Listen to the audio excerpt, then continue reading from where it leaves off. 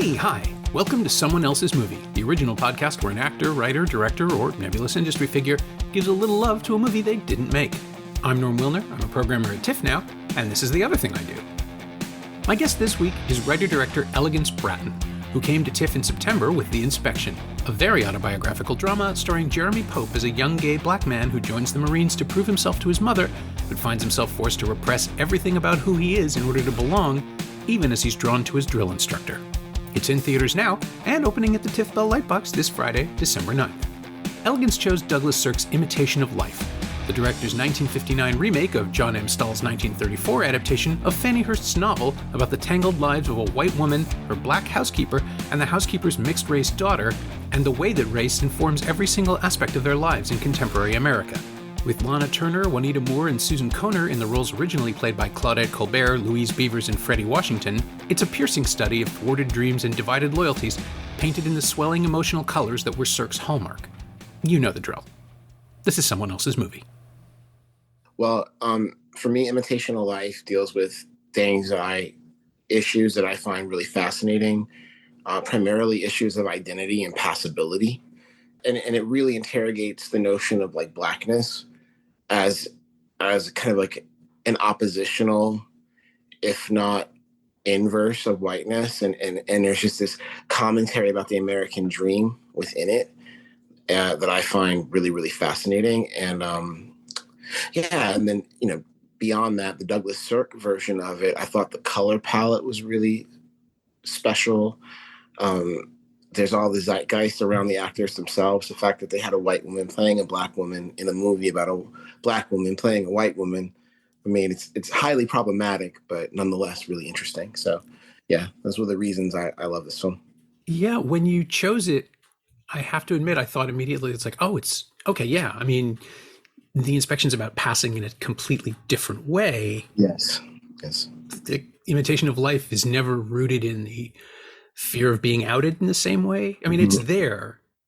Well, it's very much there, especially in the second one, because Sarah Jane gets bloodied. And I mean, it seems that they're alluding to the fact that she's raped in the film as well. I think so too, yeah. But she comes out and she confronts it, right? It's not about hiding it in the same way. Not exactly. It's the structure.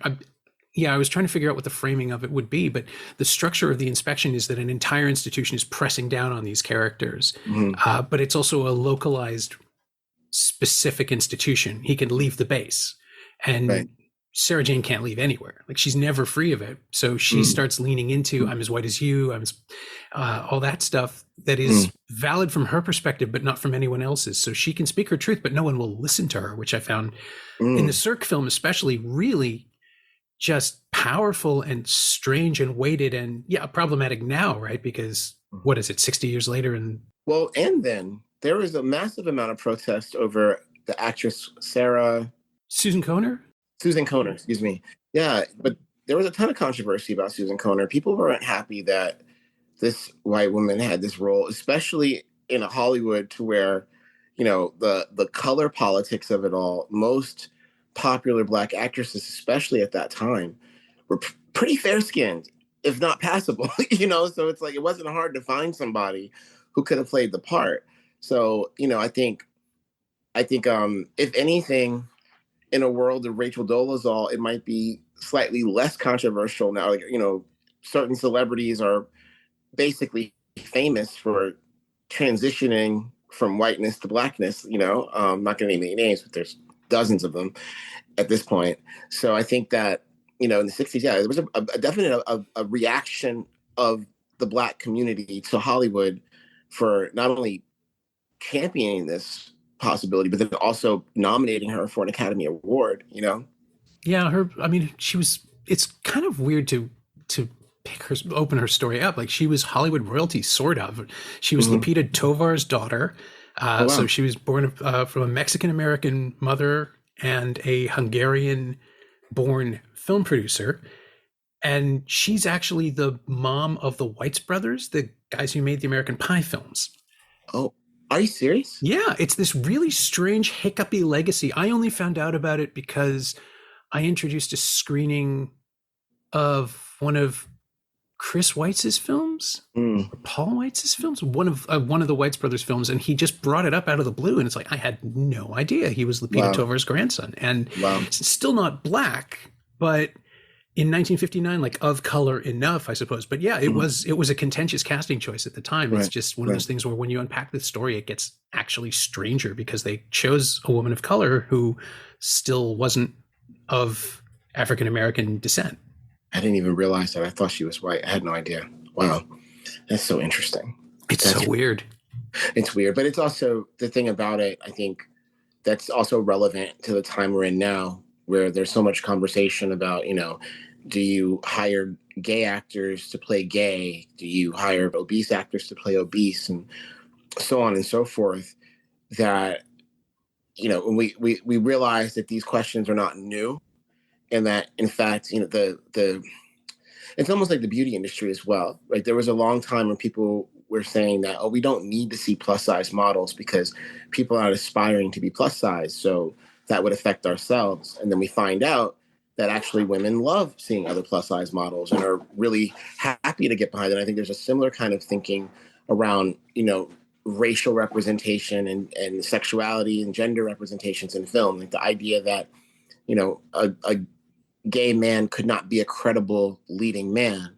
An out gay actor can't be a credible leading man is a similar type of speculation that states having, a light skinned, passable black woman playing a light skinned passable black woman may not go. But we're also talking about a moment in American history where things were very segregated. Like, would this movie been able to play in certain parts of the South if they had an African American woman playing the part?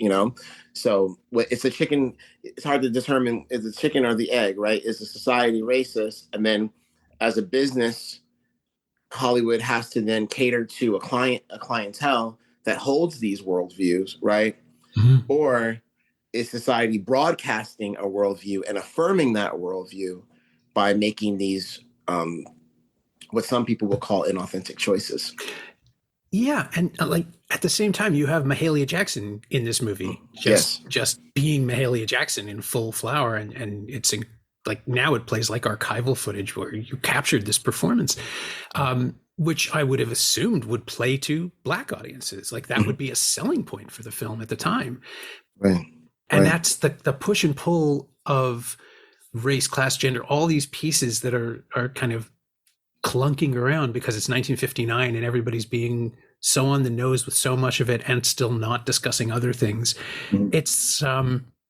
It's not Douglas Sirk's best film, I don't think, by a long shot, but Mhm. it does feel like the culmination of all the stuff he'd been working on and the melodrama that he crafted, where everything is pitched to 11 and all the emotions are running high.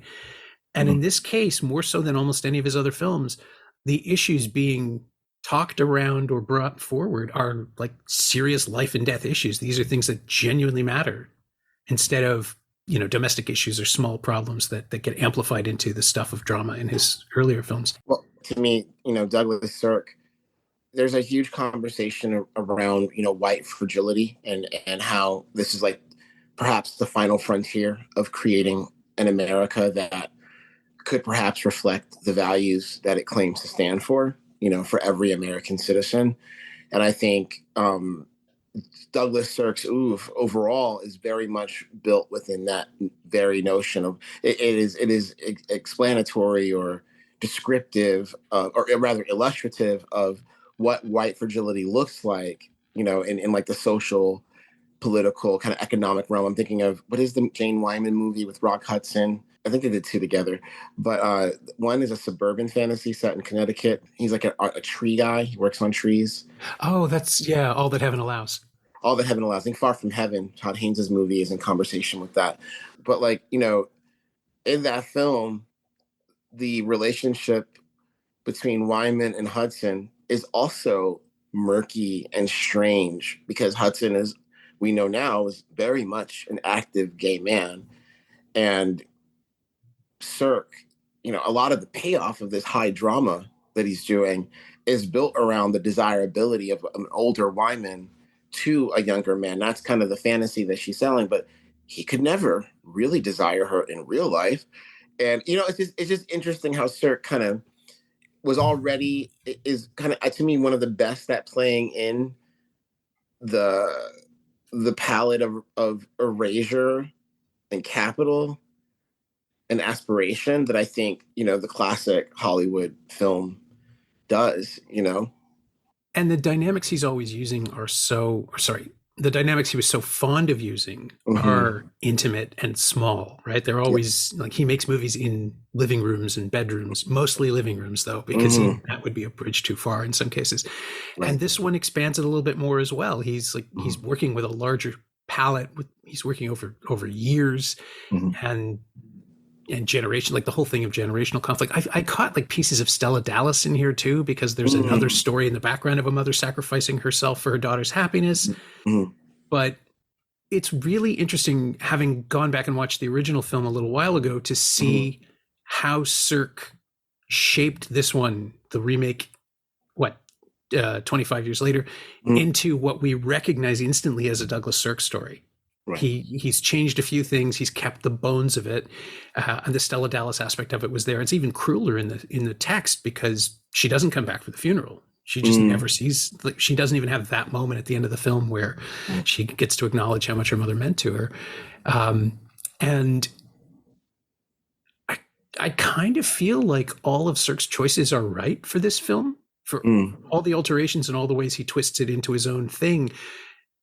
It's like a Hitchcock adaptation. You can only get the thing that Hitchcock does from Hitchcock. And I don't think Sirk was willing to consider restoring other elements. And he just kept planing it down into the version of the Well, movie that's all about the family.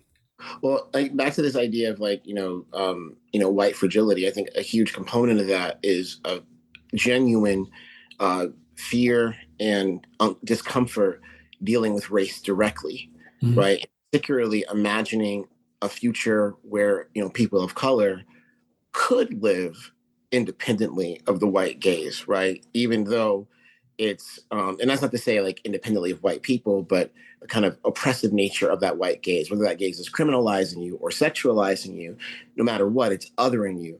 And, there's a fear of letting it go, because if that's gone, a lot of the power that people think they hold also goes away. And I think Sirk's avoidance of the issue of race as because I think the first Imitation of Life is much closer to making a movie that could potentially um, challenge the racial hierarchy in America, because that message is so much more about, to me at least, the commodification of blackness, and particularly what is it called, appropriation, right? I mean, her maid comes up with Juanita's Stella, I get confused, but nonetheless, she comes up with a recipe for pancakes that the actress, whose career is now gone up and is on the decline, takes advantage of. And it's again, and it's very ahead of its time, because we're living in a world now where celebrity branding is like such a thing. Yeah. And a lot of that is not necessarily the face that you're seeing sell it. There's a lot of people in the background who hopefully are being taken care of as they make celebrities into billion-dollar, all sorts of billion-dollar brands that are now dominating, consumer choices. So it's just interesting how in that version of it, there's a direct, unavoidable conversation around the appropriation of, Black excellence, Black brilliance, Black ingenuity, right? Like, you're in a system to where, even as the way the story is set up, she's homeless, she finds a white woman who's kind, she gets a job, all of that is because she's under the gun of a system that has no place for her to really experience the American dream. So she has to find something to hold on to. And then once she gets there, of course, she excels. She has this great idea, pancakes. But unfortunately, we all know that the system is the way it is, and that nobody will eat your pancakes if Claudette Colbert doesn't put her face on the box and doesn't acknowledge you. I think that is much more direct and pointed to the problem of race than Sirk's version. Sirk's version presents the Black problem as something that can exist in perpetuity, right? Like, Mm. there's no ending of this. There's no suggestion that Sarah Jane or Juanita Moore could ever somehow figure out a way out of this trap, right? But instead, is put forth for the white gaze to ask the white audience, is this the world we want to live in? Can you accept the way that it is forever? What if everybody, what if you don't get the chance to live out your form of penitence for what you benefit from? Does it stir you? You know, like, Well, and retroactively now I keep thinking with the pancake stuff in the first film, I keep thinking right. of the way Aunt Jemima's syrup was marketed, Yes. like with a Yep. stereotypical black mammy Yes. image on the Yes. box, which was only just recently dealt with in you know in the progress of that corporate But at entity. least Aunt Jemima's relatives got paid. I mean, I'm not getting into No, that's whether or fair. not the images are, you know, the images are what they are. You know, this is the way that, you know, the Black American body for a significant portion of this country's history was under ownership of white folks. That was the only way that it could be legible in the society. So the situation of like having the pancake recipe taken is not even taken. Do you know what I'm saying? Like, Yeah. it's not taken. Anything she does as your property is your property, or is it? Right. I mean, certainly in 1934, it was assumed, right, Right.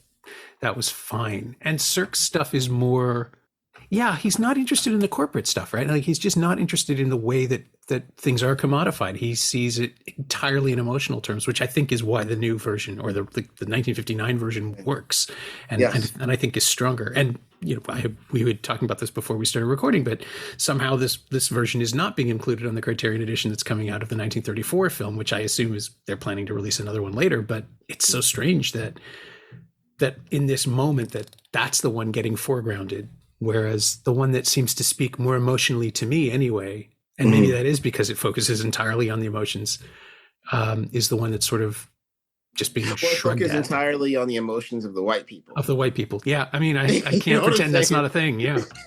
You know, it's like, but that's the other thing about it too, is that makes Sirk such a great, I think, queer filmmaker as well, because he's working within a system of censorship of you know, and thick, dense censorship. You know, the early the early years of the Hays Code. You know, so in that regard, there's a limitation on what can be said explicitly. So he must rely on dense, hyperbolic subtext to be able to underline what he wants the audience to be paying attention to in terms of the emotional development of his characters.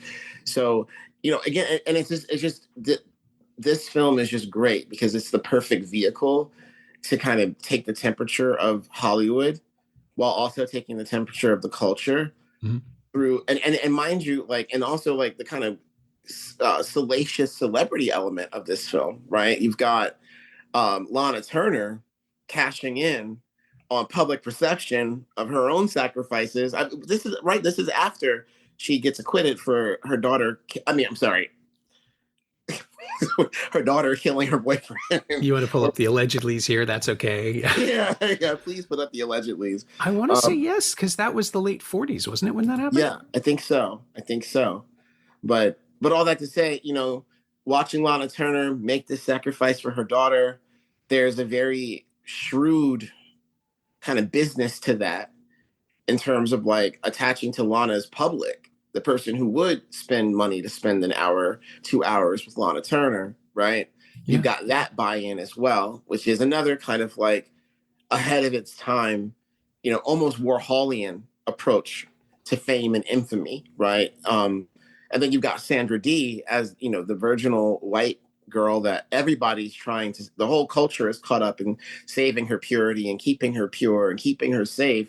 And then you got the backstory of her. The more and more her life started to play out, the more we realized that, you know, things aren't always what they seem. So I think Sirk is very good, even from a casting perspective, right? Of being able to kind of work within this like system of censorship to say so much more between the lines that I think most people are able to appreciate when they watch this film. Yeah. Also, I was wrong. The Stompanato killing and inquest was 57, 58. So this was the very next film that was released. Like she made this immediately afterwards. Right. And I hadn't realized it was that close together. Just a matter of months, apparently. And she's according to Wikipedia, which is the greatest advantage known to any critic. Wikipedia has here that she suffered a panic attack on her first day of filming because she was coming back to it, and quote unquote, given the recent events of her personal life, it was too difficult for her to play through it. But it ended up getting her incredible support from critics and audiences because everybody loves a comeback story. And Yeah. as awful as everything had been for her, this sounded like the role that reconfigured her and repositioned her for the rest of her career. Yeah, big time, big time. All press is good press, as they say, right? I suppose. It's one of those things too, where later you watch the film and you watch somebody being an actor, like doing their job and being convincing as another person. And I don't know. There's a tendency to put more on it when somebody's going through something in real life, but I almost wonder if this isn't a release to just get away from everything and pretend to be somebody else for a little while.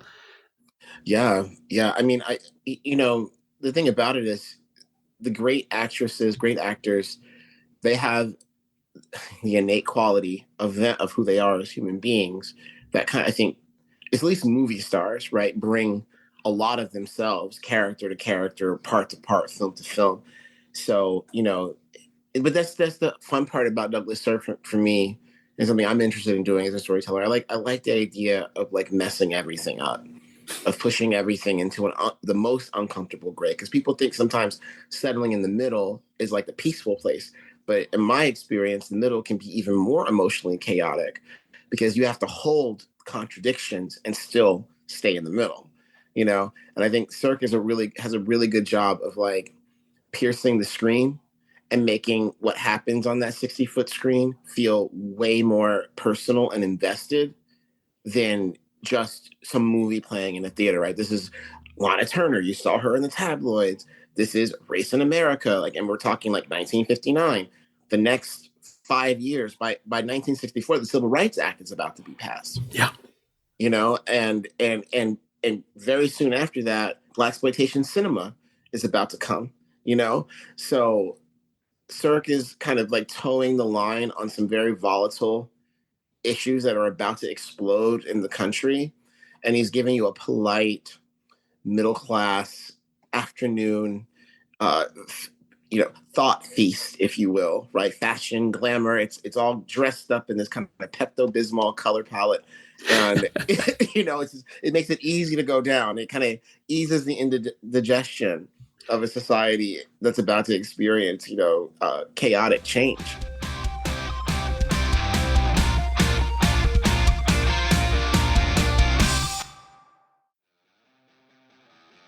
Hey, it's Norm interrupting my own show to tell you about the latest Shiny Things newsletter, my twice-weekly dispatch about physical media, culture, and the odd streaming thing. Last week, I caught up to Olivia Wilde's Don't Worry, Darling, and dug into new discs of Save the Tiger, Pretty Baby, Testament, and Nobody's Fool, the latest Paramount catalog titles resurrected by Australia's Via Vision. Sign up for the 14-day free trial at shiny-things.ghost.io or find a link at the Semcast Twitter account. I missed writing about movies. Come check it out.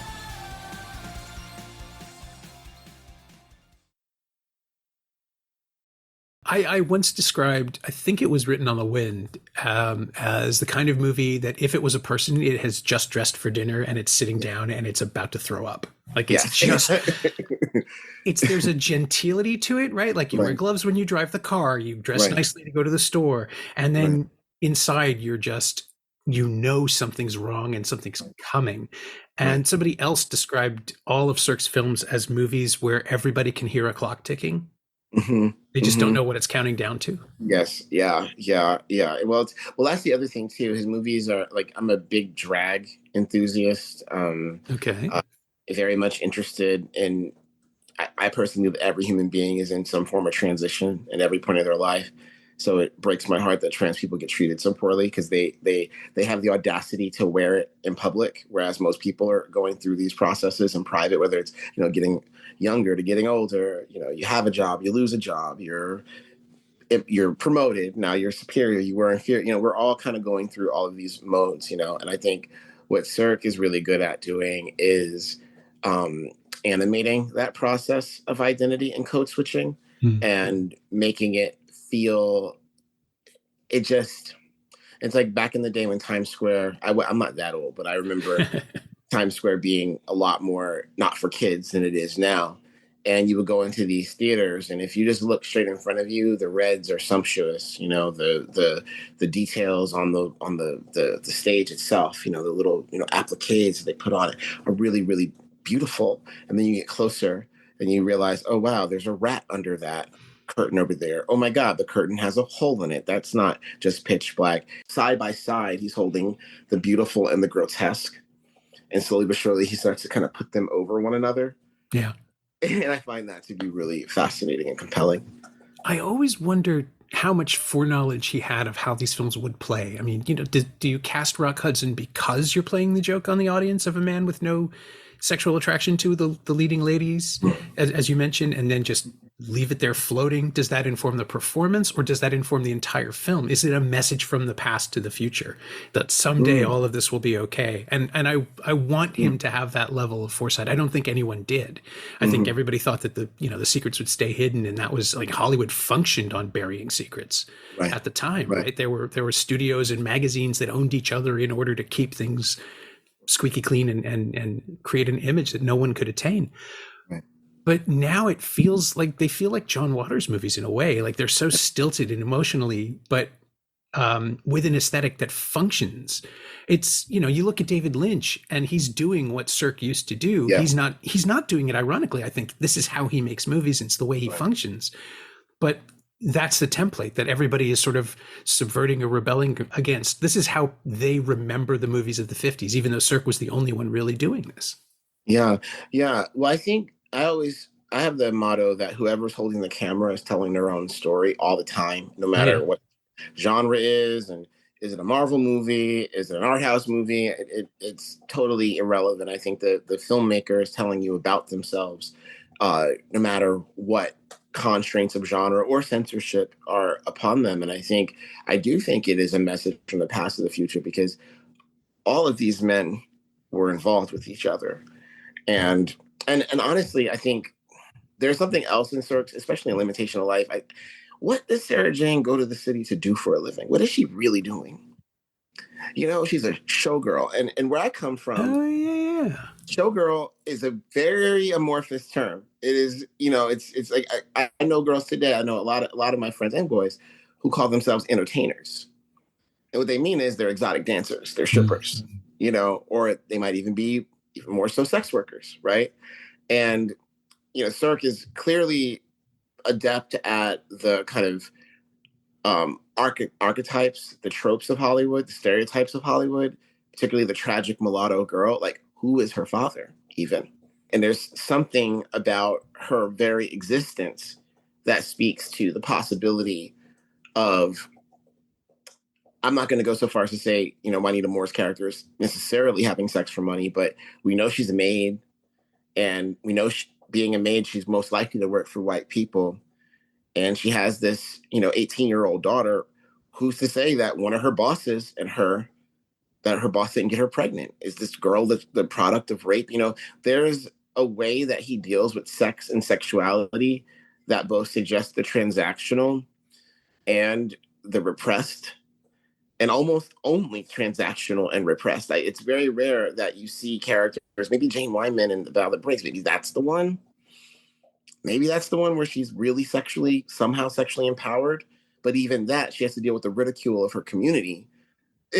And a man in her employ as well, right? Like, yes. even without, even if you remove the pressure, because it's clearly the two of them are consenting to this relationship, it starts with him and her employee. You're right. Yeah.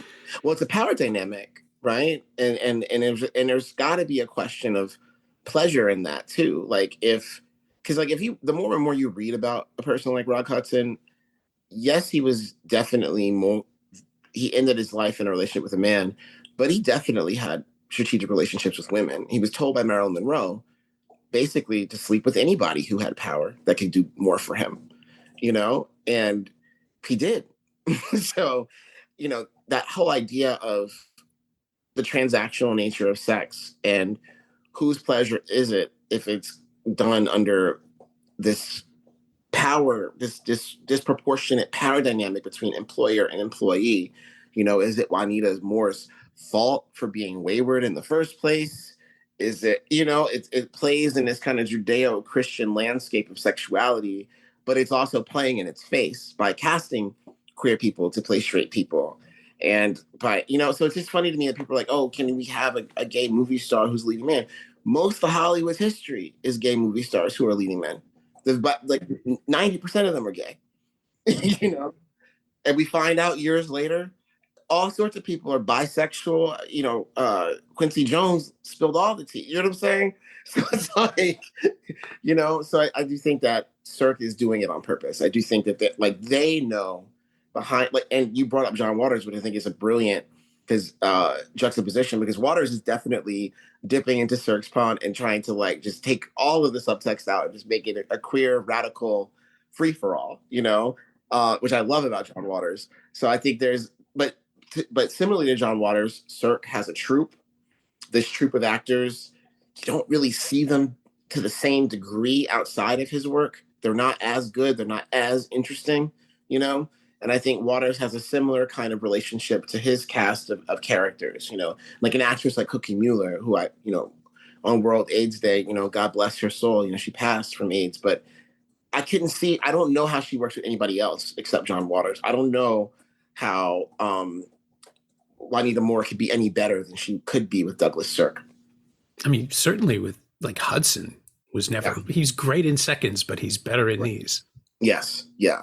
Yeah. And I think Hudson, there's also Sirk's very clear fascination with his performers, and that type of passionate interest in the actor, I think is also it's jarring nowadays, because a lot of people feel like we're in an age where the movie star is no longer really a thing, And to Sirk, that could never be true, right? To him, the director's job is to see that star quality and to, accentuate all of it around that star quality. Whereas I think today, the norm is more so to kind of dress the stars down to make them feel like they're just like us. And they are mostly like us, except they're millionaires with trainers and exactly. Skin regimens. Yeah, people whose muscles don't work like ours do because they've been doing things to them for 25 years in gyms.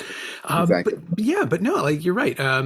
Sirk deals in actors as icons, literally iconography, not movie star icons. But he's got Troy Donahue and Sandra Dee, who are these emblems of what 50s culture was and what it couldn't be when the 60s came through. They are the last squares, I think.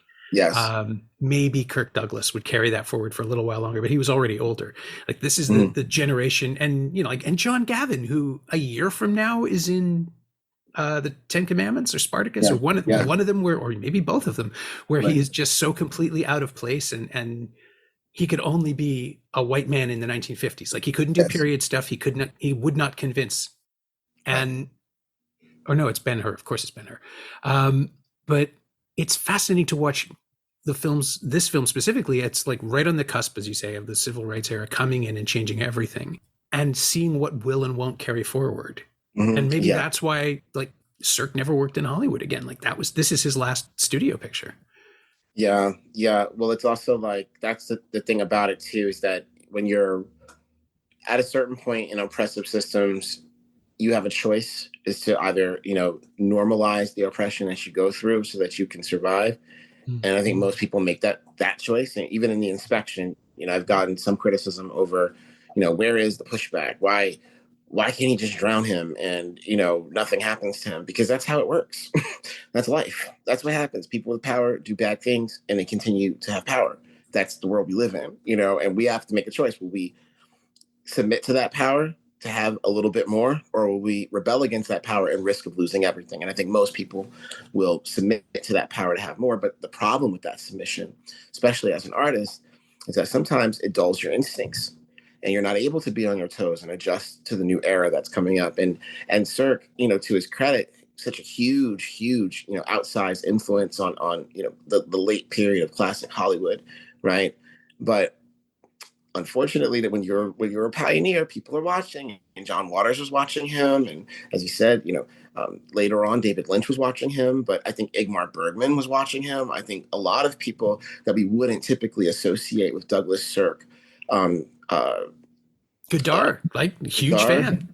Godard watched him. So now, all these young kids are coming up and they're like, you want to do it emotional? Let's cut everything on emotion. Let's not even do any like establishing shots or no mediums, no wides. Everything is handheld. Everything is close up. Everything is, let's move it faster, faster, faster.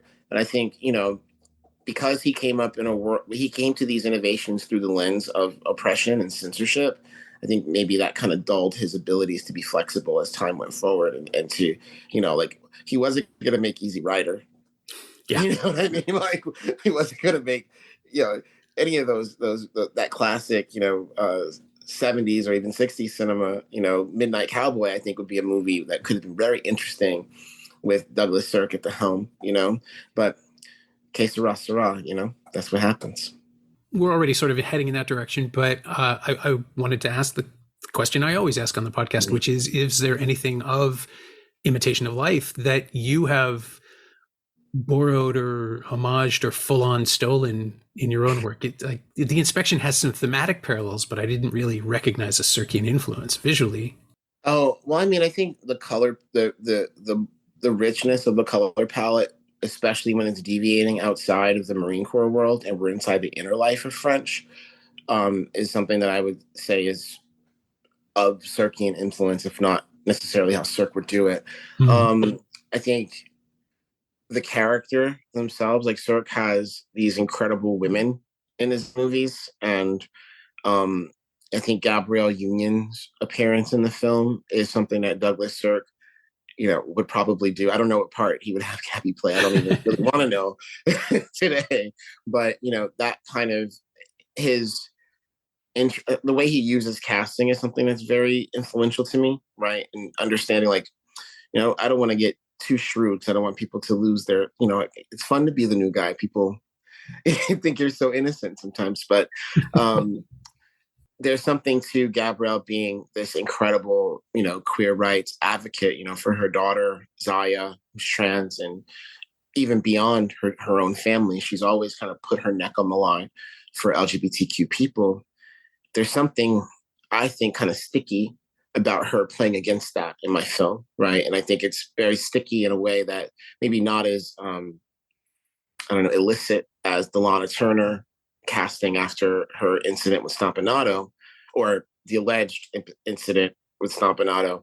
But nonetheless, it's sticky, right? For those fans that Gabby's has all over the world, I think everyone's going to have tilt their head a little bit, scratch their chin at that casting. And I think Sirk does that well. And I think, if anything, the kind of restrained nature of the queer gaze within the film, in that, there's a version of The Inspection that could be way more overtly sexual. And I tend to lean on the side of the sensual in this film.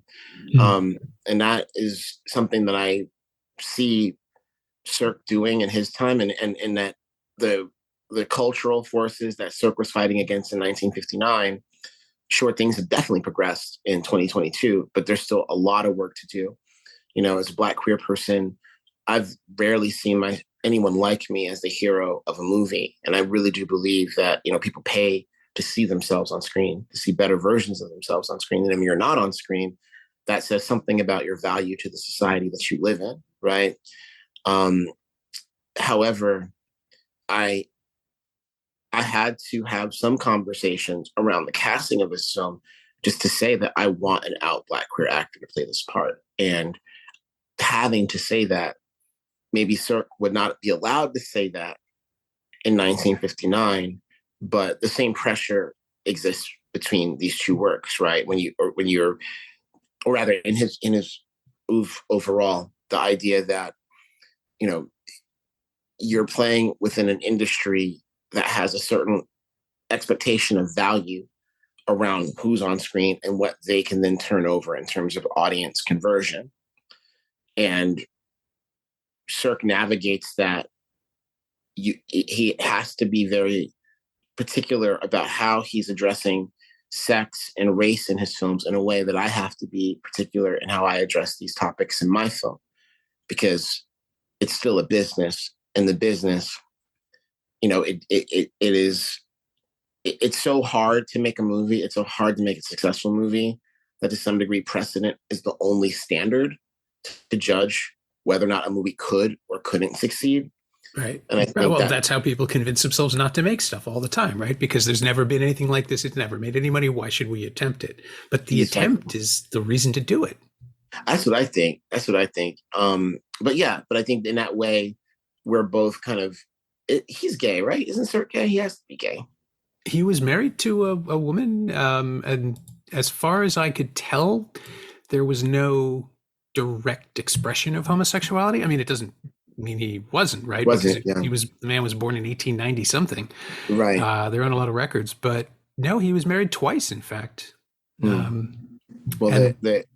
lack of success at it. I don't want to dig deeply into it, but all that to say, I feel like this is if he's not queer, at least this is a person with a very kind of outsidery gaze. I know he's German, so maybe that's what it is that makes him feel queer to me, you know. Yeah, I mean, you can definitely find some outsider aspects of himself as a German citizen. His first wife, after their divorce, joined the Nazi Party and legally barred him from seeing their son because his second wife was Jewish, which is one of the reasons he left Germany. Wow. So he definitely knew what it was like to feel, on the side of the oppressed anyway. Right. But in that regard, having a mind towards progress in an industry that requires predictability will cause you to make very specific choices around how you represent people. But hopefully I'll get to do more films and I can show even more of, what I like from Sirk, Yeah. Yeah, I would love to see you take on Written on the Wind just to see what happens. That would be fun. My thanks to Elegance Bratton, whose new film The Inspection is in theaters now and opening at the TIFF Bell Lightbox this Friday, December 9th. Thanks also to Angie Power. She knows what she did. You can find Elegance on Twitter at Langston Cruz, all one word, LANGSTONCRUISE, and you can find Imitation of Life on Blu-ray and DVD from Universal Studios Home Entertainment. It's also available to rent or buy on various VOD platforms. As always, you can find me on Twitter at Norm Wilner, and you can find this podcast there at Semcast, SEMcast, and on the web at someoneelsesmovie.com. The first year of the show is still available for just $20 at payhip.com/Semcast. That's the first 52 episodes of Someone Else's Movie, 44 of which aren't currently available anywhere else. And check out my newsletter, Shiny Things, at shiny-things.ghost.io. I think you'll enjoy it. Our theme song is by The Last Year. If you like it, or the show in general, please say so. Leave a review wherever you've been listening. Every little bit helps. It truly does. And check out the other shows on the Frequency Podcast Network while you're doing that. Stay safe, watch movies, wear a mask if you go out, get your booster when you can. I'll see you next week.